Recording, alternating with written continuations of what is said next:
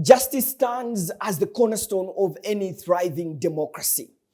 But what happens when the scales tip under the weight of inefficiency, mistrust, and a system yearning for reforms?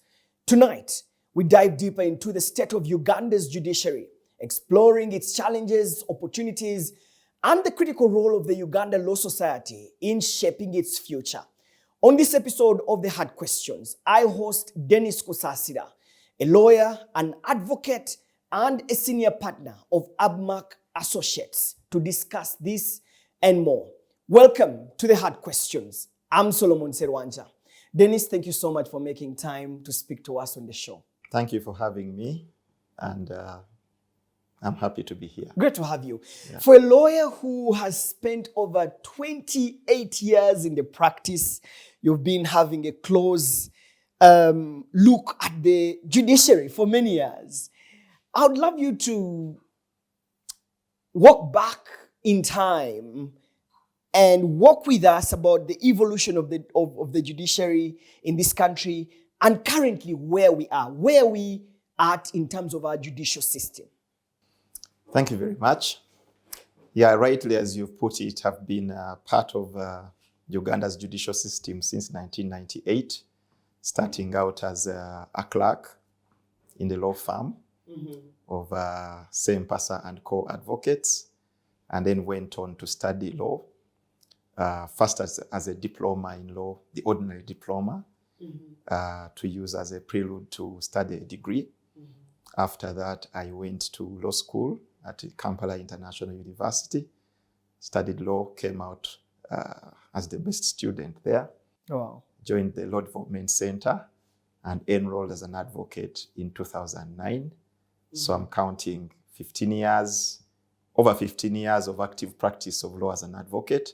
And then the combined association with the judiciary really dates back since 1998. Wow. Yes. Quite a rich CV. So in terms of what you can ask me as evolution of the judicial system in Uganda, the justice system, some of the stuff I can tell you about it before I was born. We used to have a judicial system back in the day before the Uganda became a protectorate of the British. We used to have our native courts that used to preside over cases. Obviously, as we got independence, we evolved from that somehow. There was, first of all, by then, before even I go to the evolution after independence, is that you have to talk about how were judicial officers appointed At that time, because the appointment of judicial officers has a lot to do with how independent they are. Correct. At least in actual sense or perception. So before, you had judges being appointed by the Queen. It's the judges of the mainstream courts, what we call the courts of judicature. Courts of judicature are courts of record. So those were appointed by the Queen. And after independence, we for the first time got what we call the Judicial Service Commission.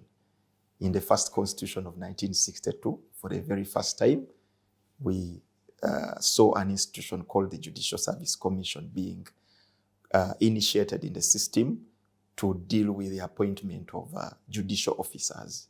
What did it do? It established for the very first time the Supreme Court in Uganda, and it established the Constitutional Court, which is also the Court of Appeal.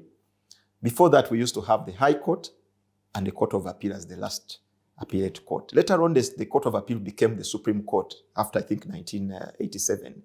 But generally, we had two. The High Court, High Court, the Court of Appeal. Court of Appeal, and then the lower bench. The lower magistrate courts. And in 1995, now we saw a drastic change. Number one, the Judicial Service Commission was reformed. It now had 9 commissioners as opposed to the previous, I think, 5 or 6. And we saw it becoming more representative of stakeholders. Number one, you have got the Law Society as a body that sends two representatives that serve as commissioners of the Judicial Service Commission. Then you had, they introduced the representative of the justices, of the judges. So you have the judge of the Supreme Court who sits on the Judicial Service Commission. And then you have one member of the nominated by the Public Service Commission. Okay. And then you have, of course, the chairperson of the commission and their deputy. And then two members of the public that are lay people appointed by the president. And then you have the Attorney General, who is an ex-officio of the Judicial Service Commission. So that was intended to create an institution that is responsible for, number one, appointment of judicial officers as an independent institution, as opposed to direct appointment by the president as it used to be. Yeah. Appoint Chief Justice, then appoint judges on advice of Judicial Service Commission. So that was intended to create that independence, that once a judge is appointed, they are not necessarily under the mercy of the executive, of the person appointing them. Correct. Under the supervision of the Judicial Service Commission. And also, it is assumed that the Judicial Service Commission is going to act independently. Now, whether it acts independently is what we will discuss later on this show. You touched on it, and I think that it's good. Thank you so much for grounding us on that. One of the things that has come out very strongly is the independence of Uganda's justice system. There's a growing narrative that the justice system is not necessarily independent of the executive, and that sometimes the invisible hand of the executive infiltrates decision-making in our courts. I wanted us to address that issue because from what you've told us, you've built it on, the whole evolution of the justice system to the creation of the Judicial Service Commission. And to date, you're saying the president also appoints. So it looks like that there is where the problem starts from. Do you think that the justice system or the judicial system in this country, or the judiciary at large, is independent of the executive? So first of all, independence of the judiciary is one of the tenets of democracy. We have got three arms of government. We have the executive, we have the legislature, then we have the judiciary. All these arms of government are supposed to act not entirely independent of each other, but they check each other. But there is some level of independence that is expected of them, so that none of these arms of government is seen to be doing the work of the other. Correct. But they can check on each other. Now, independence of the judiciary, I think, is a broad concept. It can refer to institutional independence. If you talk about the judiciary as an institution, is it independent from the executive? And if you take it from that simplistic view, you could say yes, because the judiciary, I think the recent act that I think is called the Judiciary Service Act, it establishes, it's an own fund for the judiciary. The judiciary manages its budget. The judiciary has its head as the Chief Justice. The judiciary has the Principal Judge as the Administrator of the High Court, and the DCJ, the Deputy Chief Justice, as Administrator of the Court of Appeal. If you talk about as an institution, it has its own offices, its own courts. It's not sitting inside the parliament. It's not going to State House to decide cases from there.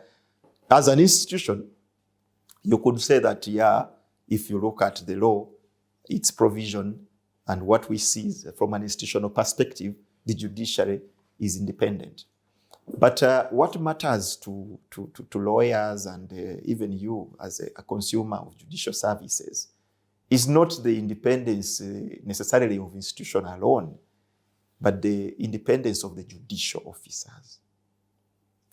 The independence of the judicial officers does not only relate to them being hard to remove or them being able to decide independently, but they should be able to decide cases without any interference from anybody. And there is always a tendency to focus only on the executive as the interferer. But the independence of the judiciary requires that the judicial officer should decide cases without interference by any person, any authority, be it Uganda Law Society, be it the executive, be it the parliament. But there is a tendency to focus so much on executive, be it you, Solomon, be it the RDC. It is about, and the decision must be one that is implemented effectively without interference by anyone. So in terms of whether it's independent, we normally have what we call the actual, what is actually the truth, and then the perception. And when it comes to matters of judicial dispensation, actually perception matters more. As the judiciary, you may see yourself as independent, but do the people perceive you to be independent? And the moment people don't perceive you to be independent, then you are actually not independent. And the people stop to respect the decisions you make, and actually they withdraw legitimacy. But let me just come in here. But doesn't that stem from the fact that many of the judges, if not so, the Supreme Court and the Chief Justice, there's a hand of the president. Yeah. The Judicial Service Commission, goes through, all the 9 members you mentioned, they come up with the names of the judges and maybe the Chief Justice, they present them to the head of state, and the head of state has the final say. The president decides the Chief Justice. The president decides the Electoral Commission chairperson. Didn't the law give the president a lot of powers to facilitate independence of the 3 arms of the state? Isn't it the problem there? World over, if you do your research, you'll find that majority of countries, the Chief Justice, the judges, the justices of upper courts are appointed by the president. But what was intended in 1995 was to establish an independent institution called the Judicial Service Commission to be responsible for selection and performance, interview of candidates that are supposed to be appointed as judicial officers. And then for the upper bench, and by the upper bench, I'm talking about high court and above, and the lower bench is magistrate courts and below. And then we also have tribunals. The Judicial Service Commission has a hand in the appointment of tribunals. But let's go back to the question you posed. By just the president appointing judges does not necessarily compromise the independence of the judiciary. What compromises the independence of the judiciary is, number one, the feel by the appointed person that they owe a favor to the person who appointed them. Or the fear that if a certain judicial officer behaves in a certain way, they can either be removed or transferred. And they're justified. And so once they don't have that security, then it becomes a problem. And also promotion. You see, you can be appointed a judicial officer, but for as long, judicial officers normally are careerists. They want to go up to the pinnacle. Who doesn't want to be a chief justice? Who doesn't want to be a justice of the Court of Appeal when they started as a magistrate? But the moment you don't have a clear path, of ascending to the top of your career, then you begin to worry about the decisions you make because you don't know how they're going to impact you. Or they may suffer some consequences. Let me just start from the structure of the Judicial Service Commission. Because the Judicial Service Commission is responsible for those promotions. Now, is it itself independent? Because the independence of the judiciary starts with the independence of the Judicial Service Commission. Correct. So the question, is the Judicial Service Commission independent? And this we can debate until cows come back home. But I can give you facts and then you make an objective assessment whether the Judicial Service Commission is actually independent. Because with independent, must not only be independent, but you must be perceived to be independent. So it is made up of 9 commissioners. The chairperson and the deputy chairperson, those 2 are appointed by the president. Then it has got 2 members of the public who are supposed to be lay people. Why lay people? Because it is believed that judges must actually reflect the society they serve. So the lay people are supposed to bring that perception. They are looking for non-law things from a candidate that would kind of resonate with the society that the judges serve. So those lay people, 2 of them, they are appointed by the president. So those are 4.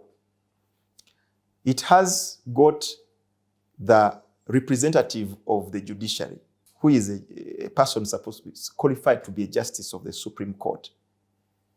That person is appointed by the president in consultation, and mark the word in consultation, with the judges.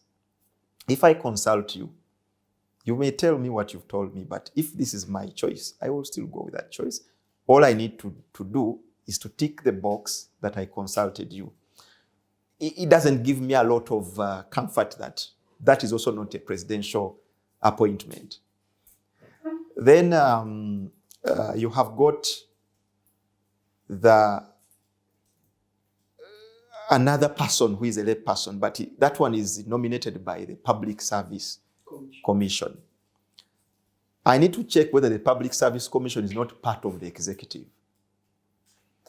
Then you have got the Attorney General, who is there, and in many countries you find the Attorney General sits on the Judicial Service Commission, I think for purposes of checks and balances again. You know, the checks and balances are there. The executive cannot also completely abdicate the responsibility to the Judicial Service Commission. The Attorney General is there to, first of all, bring the perception of even the president. I mean, they have a stake. The president is a stakeholder. So Attorney General is there as a representative of the president. So how many are those that are appointed by the president? Yeah, about 7. About 7, excluding public. Okay, we can excuse and say the public service is not the president. But we all know that the public service also cannot function very independent of the executive. So you remain then with you have 2 got 2 from the Uganda Law Society. Representative of Uganda Law Society to bring that perspective of the legal practitioners as a stakeholder. Those are 9. 2 only are nominated by the Uganda Law Society and 1 by the public service. The others, I've told you, they are appointed by the president. Now, after all these nominations have been done, the president also has to appoint those who have been nominated. So I still see that the Judicial Service Commission is still executive heavy. It is executive heavy.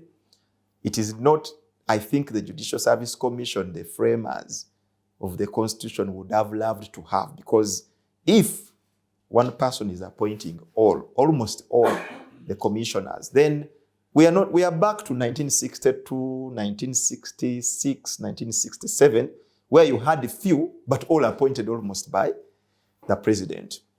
And the judges, because they also need to be promoted, they must appear to be acting in a manner that does not displease the executive. Or they may not be doing that, but unfortunately, that's the perception. So to crown up and answer your question is that as of today, there is a perception that the judiciary in Uganda, though independent as an institution, the judicial officers in Uganda are not necessarily independent. And I think there's enough evidence to back that up from what you see even as a lay person.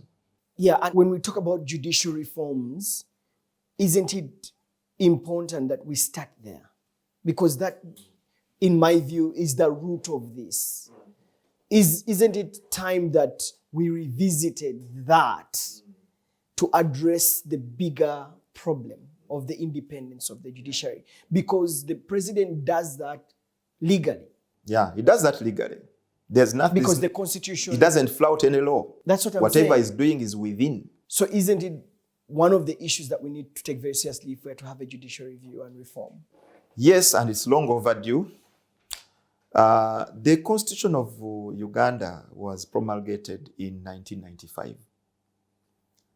And I told you that it was the start of the transformative reform of the judicial system in Uganda. Then in, I think, 1997, the Judicial Service Act was enacted. That is the one now which governs the operations, of course, together with the Constitution of the Judicial Service Commission. But the time then, appointment of judges world over was almost, tap on the shoulder kind of arrangement. Solomon, bring him. Does he want to become a judge? we make him a judge. So much as the noises were beginning to filter through, that also is not a very good system. By the way, that's the system that was being followed in the UK. The Lord Chancellor was appointing judges, or was recommending judges for appointment by the Queen. But really, it was the Lord Chancellor doing almost everything. And the Lord Chancellor was part of the cabinet and also sits in the parliament, but also part of the judiciary. So there was no independence.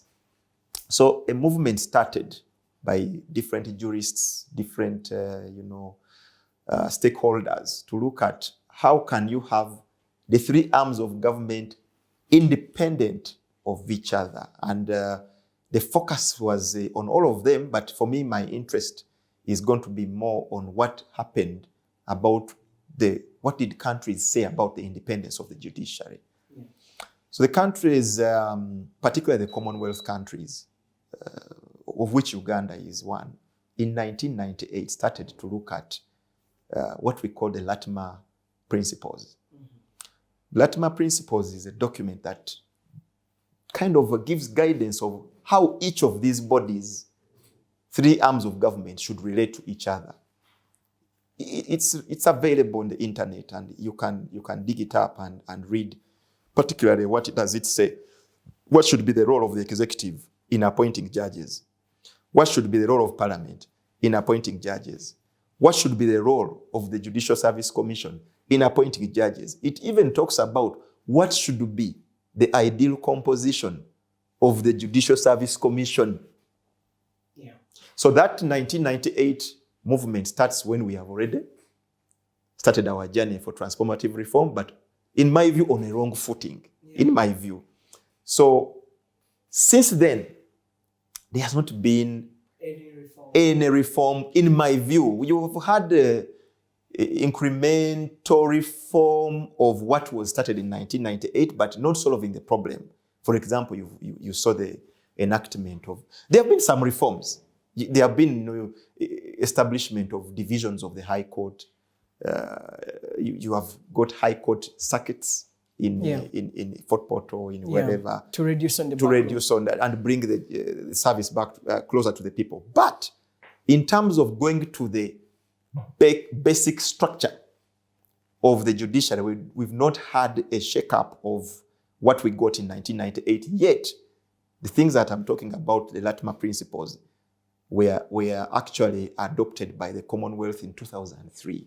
Mm-hmm. 2003, then UK, if you read up on UK, they changed theirs following what had been agreed, then the African countries thought that they needed to look at how to implement those principles in the African context so that we don't just pick from Europe and impose. So they had a conference in Nairobi in 2005. I need to remember the year. But have we implemented? And they came up with what we call the Nairobi Action Plan, which now explains how African countries should implement the Latimer principles to the African context. And that is what you've seen has caused the reforms in Kenya, has caused the reform in South Africa.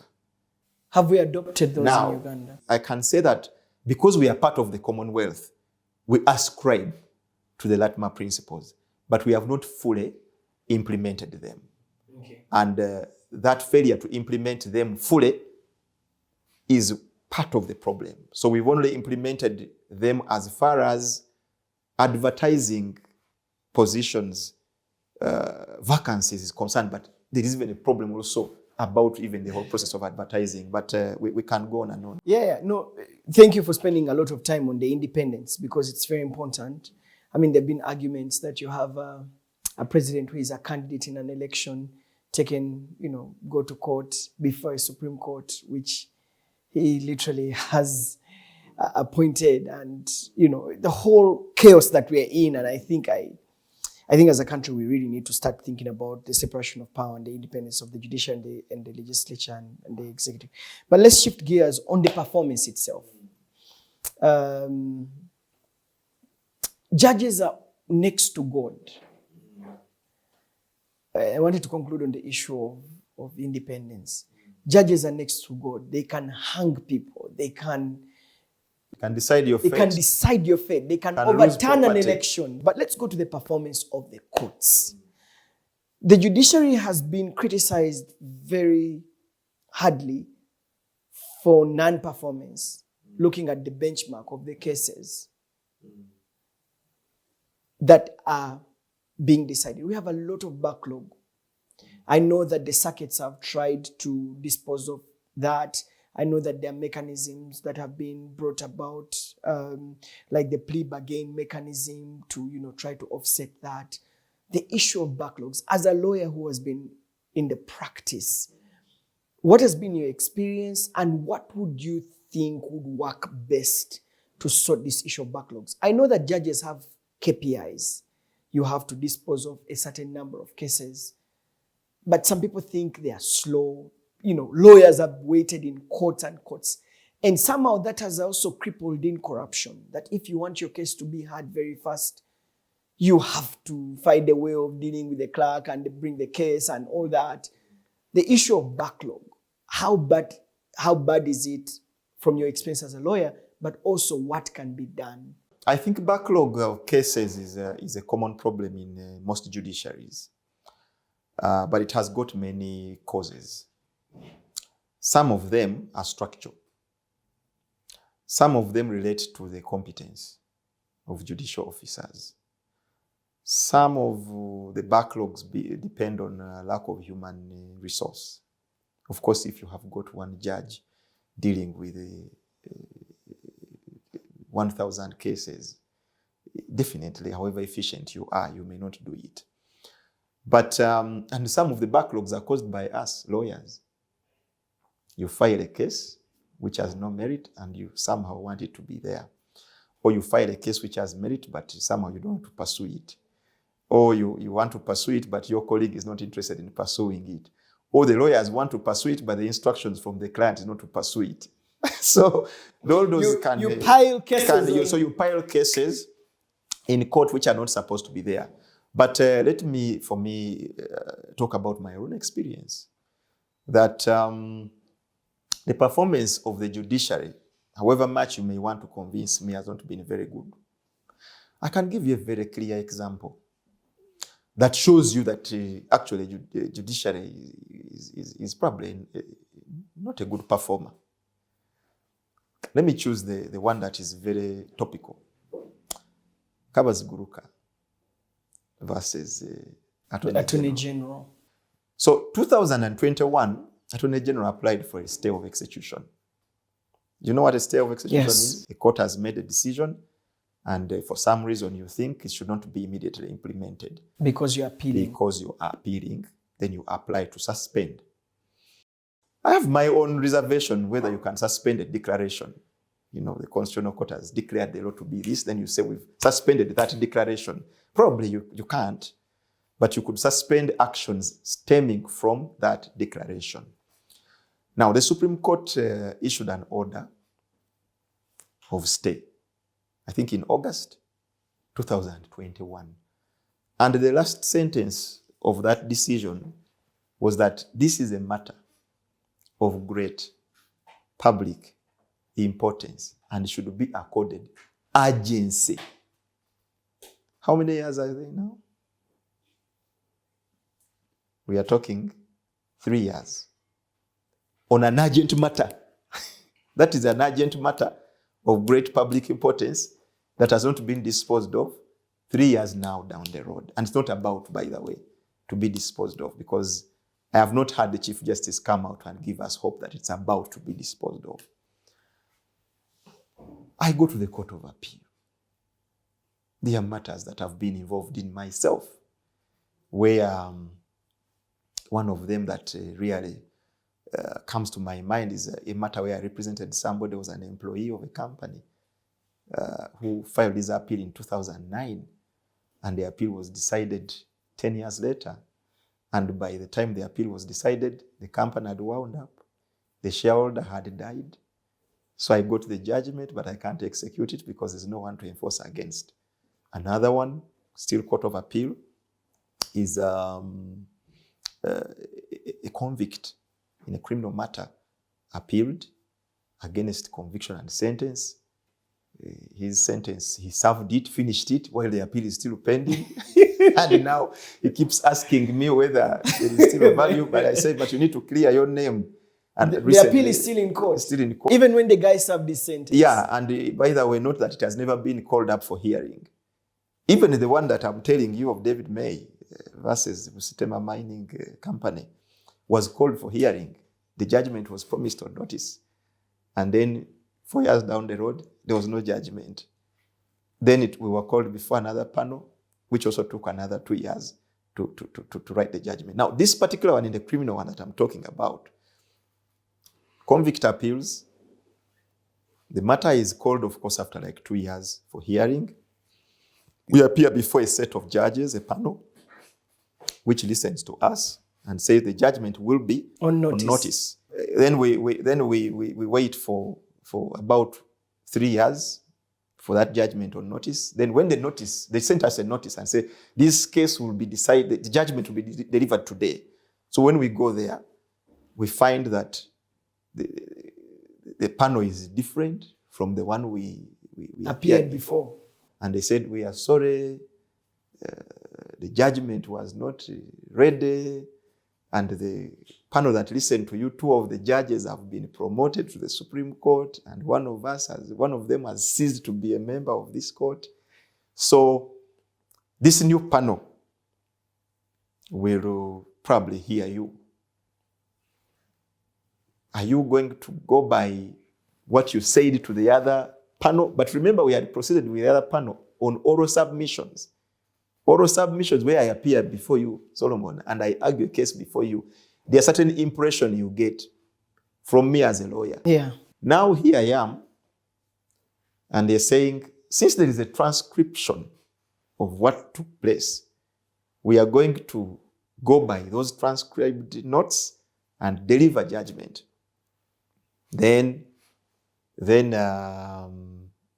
actually they said we are going to constitute a new panel, because this particular one, we objected to it. One of the judges on it had considered a bail application and said that my client cannot get bail pending appeal because he's a convict and there is a lot of evidence against him. So I said this judge cannot hear this appeal. They said we're going to constitute a new panel. What happened? The same panel went ahead and delivered judgment on the basis of the transcript that is there. And we now said this is wrong because we were not heard. and one of the judges was biased. So before you come in, so we apply to set aside this judgment. And the court says, yeah, this judgment can be set aside, but we want to know whether we have the powers. Then they made the ruling that they have the powers. Since then, that matter is still in court. The convict served, is out of prison. So that is Court of Appeal. High Court. Recently, I concluded a matter between Heritage Oil and Uganda Revenue Authority. The matter was filed in the High Court, Commercial Division, in 2011. It was decided in 2024, 13 years down the road. So if you ask me, and there are many others, many, and you know what delayed justice can do to people. That was my question. That the other one could not enforce a judgment, delayed justice. The convict has served his sentence, delayed justice. So if you ask me whether the judiciary is a performer, if I was a lecturer and I'm marking, I would give them below 50. But what does it mean for you as a lawyer? As a lawyer, it means that the lawyer who is practicing law in a judicial system that is malfunctional, non-functional, should probably look at other means of survival, because lawyers, except those who are transactional based, that those who are doing transaction work as opposed to court as their means of survival, they only thrive if cases are determined very quickly. The lawyer is awarded, the party who has won is awarded their costs, and then the lawyer is able to tax a bill of costs and get paid, because, you know, under the law, it is assumed that you must pay your lawyer before he argues your case. But how many litigants can be able to pay a lawyer before they argue cases? So you will find that litigants pay some little money to a lawyer, and that little money is most of the time exhausted before the case is determined. And even you as a lawyer, you become shy to ask more money from your client when you have no result. It even becomes terrible if you have people who have been remanded to prison. The Uganda Prison Services has records of people who have been on remand for years without going before court because of the bureaucracies and the whole legal gymnastics in the judicial service system and structure, that people have not been to court. They are there in prison every single day. And when their case comes up, maybe either the state or we're not ready, we want more investigations. We apply for, but all that. Please, someone is in jail because of a failed judicial system. All that, Solomon, is traced back. I was just giving you my experience. But I said that case backlog, infestation of prison by remand people, majority being remand than convict, has many causes, but one of them is actually also incompetence. Incompetence and sometimes lack of independence. Fear to make a decision because you think you may annoy someone. You fear to grant bail because you've heard the president does not want people to get bail. So you also, as a judicial officer, don't grant bail. Then you have more remand people. Fear to even decide the case. You've heard the evidence, like the Kavaziguruka one.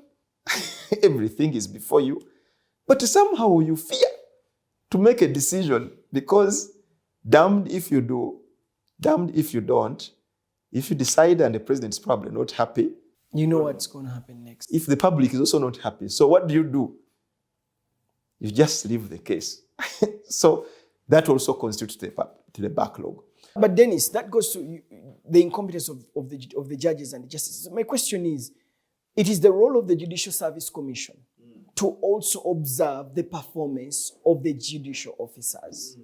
Do you think that the Judicial Service Commission has done enough to whip justices and judges and magistrates back on course in terms of their performance on working on cases? I don't think so. Because first of all, they don't have a criteria to hold them accountable. You know, if you read the decisions of our Constitutional Court, they have talked about, if you look at the decision of Gladys Nachibule versus Attorney General, it deals with these two things: independence of judicial officers and accountability, and how each of them mutually supports the other. And they clearly say that judges are accountable to the public through the Judicial Service Commission. But is there a yardstick upon which the Judicial Service Commission can hold judges accountable for poor performance? If it is there, I have not seen it. It means there is no transparency. If at all it's there, I want to believe that it's not there. The only time the Judicial Service Commission steps in for accountability is when you make a complaint.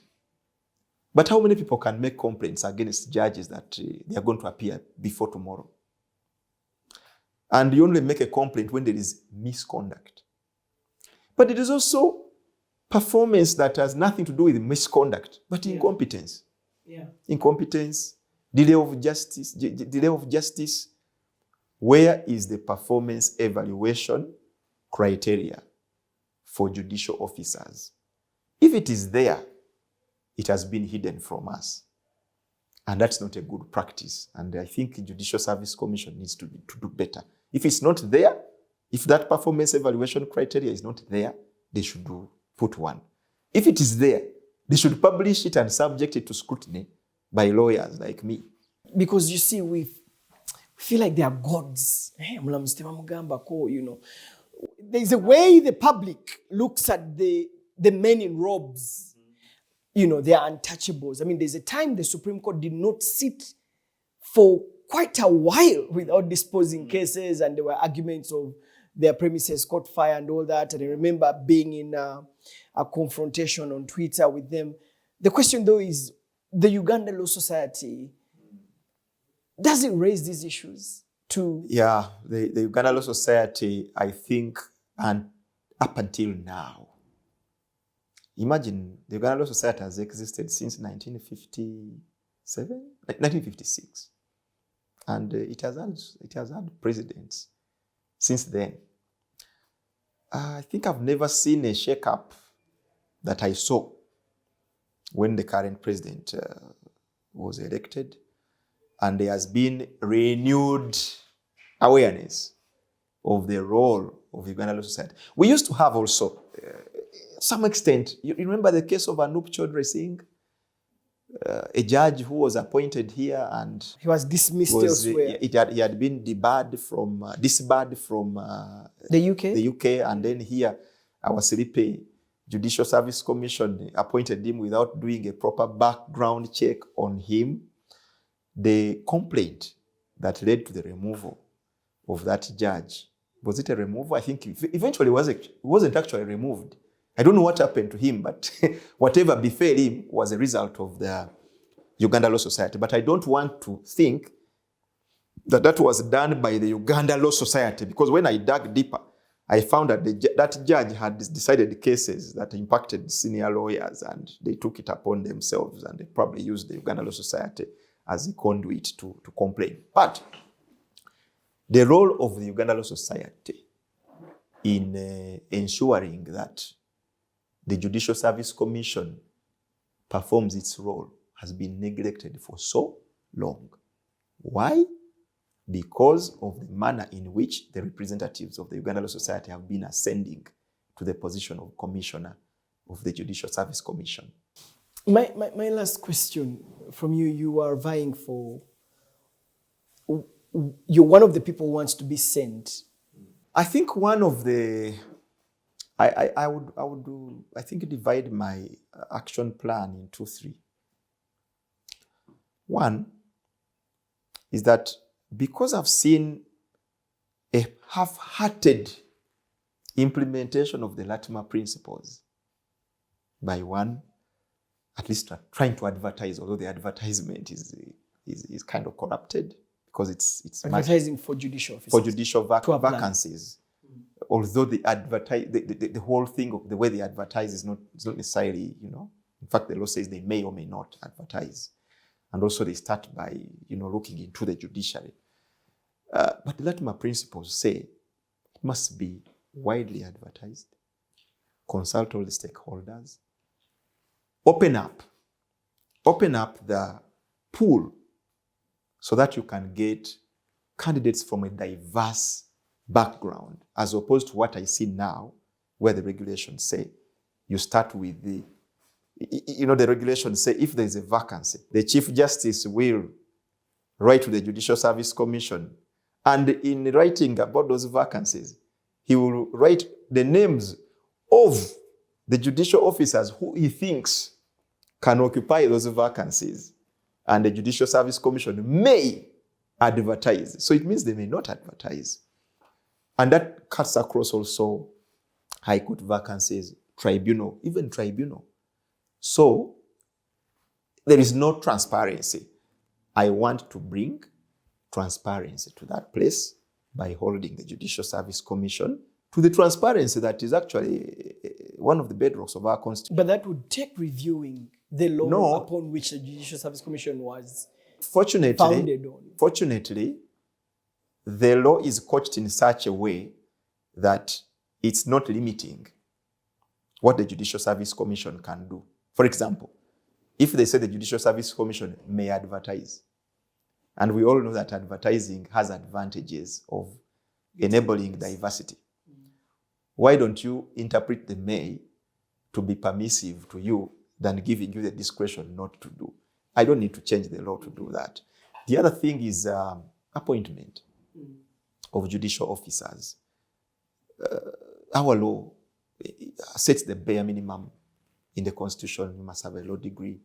You must have practiced law for this number of years. But there are those other tenets that we are looking for in a judge, in a judicial officer, that are not necessarily spelled out in the law, but adopting them also causes no harm. It will actually help you to get better judicial officers. I would not imagine that people are seated in the Judicial Service Commission purposefully to appoint poor judges, incompetent judges. I want to believe that maybe someone has not brought this information to their attention. And the first thing I want to do is to bring the information to their attention. If they are not acting, then the National Bar, the Uganda Law Society, has to take up the mantle and be able to hold the Judicial Service Commission to account why, despite Uganda being part of the Commonwealth, why are we not implementing those things that don't require constitutional reform and are not harmful to the improvement of the quality of judges that we get? The other thing that I would do different is not to be compromised. Not to be compromised, because the problem is compromise. You talk, when you get there, you do totally different thing.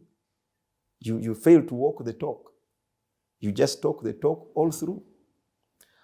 So, independence, I'll retain my independence because, look, I am not a person who is looking, for a job. For a job, no.